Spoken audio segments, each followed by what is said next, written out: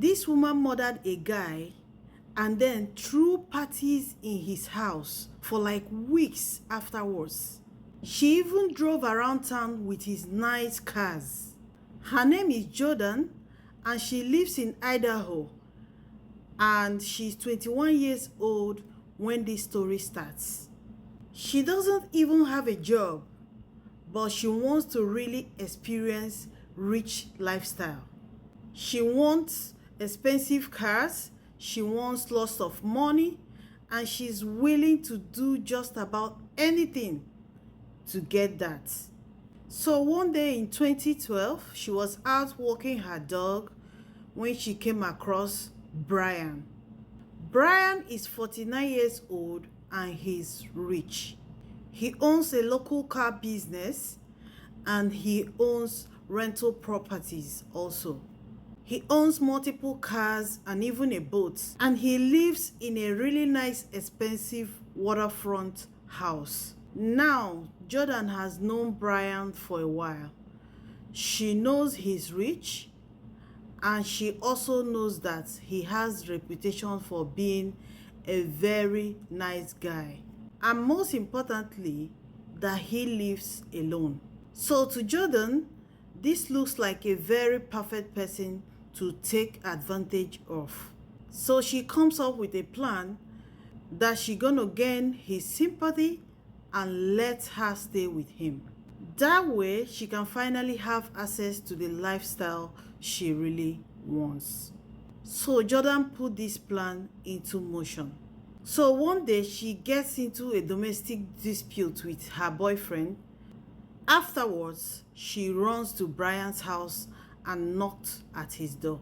So when Brian opened his door, she was shaking, she was crying. She started telling him stories of how the boyfriend beat her up and then threw her out of the house. And Brian really felt bad for her and he doesn't know what to do, so he calls the police. So the police arrives and asks Jordan to explain everything that happened. During this process, Brian noticed that Jordan does not have anywhere to stay. Therefore, he let her stay in his house. And Jordan was really happy with this idea because that was all she wanted. So after some days, Brian told Jordan that she will pay rent if she will continue staying in his house. She was scrolling through Facebook and she found someone from her past. His name is Buck. She used to have a crush on him when they were in high school. So she hits him up and they start reconnecting. Here's the thing though. When they were in high school, Jordan liked Buck, but Buck did not like Jordan. I guess maybe because they grew up in different backgrounds, because Jordan was poor and Buck came from a rich family.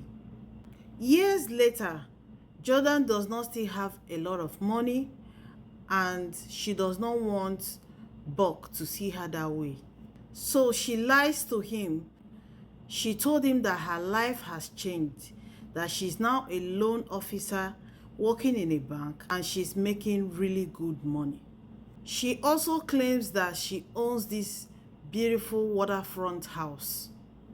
And Buck believes her. In fact, he is impressed and he asks her to hang out. And before long, these two starts dating. But because she's lying to him, pretty quickly things starts to get complicated for Jordan. Like they hang out in Buck's apartment all the time. Eventually, Buck asked her to show him this beautiful waterfront apartment that she claims she owns. And of course, anytime he brings it up, Jordan comes up with silly stories. She knows she can't keep giving these excuses. Sooner or later, Buck will come to see the house.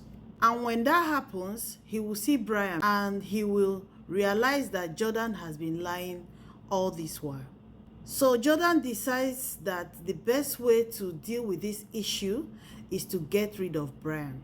And the best way to get rid of Brian is to murder him. So one night, she and Brian were hanging out in his bedroom. Out of nowhere, she pulls out a gun and shoots him. And this, unfortunately, unalives him. Then she wraps his body up and places him in the crawl space underneath the house. After that, she steals about $1,000 that he had lying around. So now, Jordan finally has this beautiful waterfront house all to herself. And immediately she invites Buck over to show her house off. And they hang out, they bet in the pool, and they really enjoyed themselves. And they decided to throw a party in Brian's house. They invited a few friends, bought alcohol, bought pizza and all that. And Jordan paid for all these. And pretty quickly, Buck moves in. He doesn't know that there is a dead body under the house. He thought that the house belongs to Jordan. They didn't stop there. Jordan kept on throwing parties upon parties upon parties upon parties. And she was driving around town with Brian's expensive cars. Meanwhile, Brian has a daughter, and she noticed that she has not heard from him for a while. She's been trying to reach him, and she calls him, but the calls don't go through. So she tried to text him, but Brian's phone is with Jordan. She's the one seeing all those messages. So Jordan pretends to be Brian, and she used Brian's phone to reply to her daughter. Something about the whole situation does not feel right to Brian's daughter. The way the message is written, it does not sound like her dad. But she hopes it's a misunderstanding and that Brian will get back to her soon. 3 weeks go by and she had not heard from her dad. At this point, Brian's daughter has had enough. She knows that there's something definitely wrong. And she drives to her dad's house to check on him. When she arrived, she noticed that the whole place is covered with trash, like someone has been throwing parties there. So she knocked on the door, and Jordan opened the door, and she introduced herself as Brian's daughter. Then Jordan started freaking out. She became so much afraid. So Jordan leaves the door and runs away. And Brian's daughter was like, this is so weird. So she calls the police. So police arrives and started looking for Brian. Of course, Brian is nowhere to be found. So they tracked his phone to a Walmart parking lot. When they got there, they saw Jordan and they arrested her because she has Brian's phone. So they brought her to the police station for questioning. She kept on telling them silly stories, but at the end, she admitted that Brian is dead and that she placed him under the house. So ultimately, she takes a plea deal and she was sentenced to life.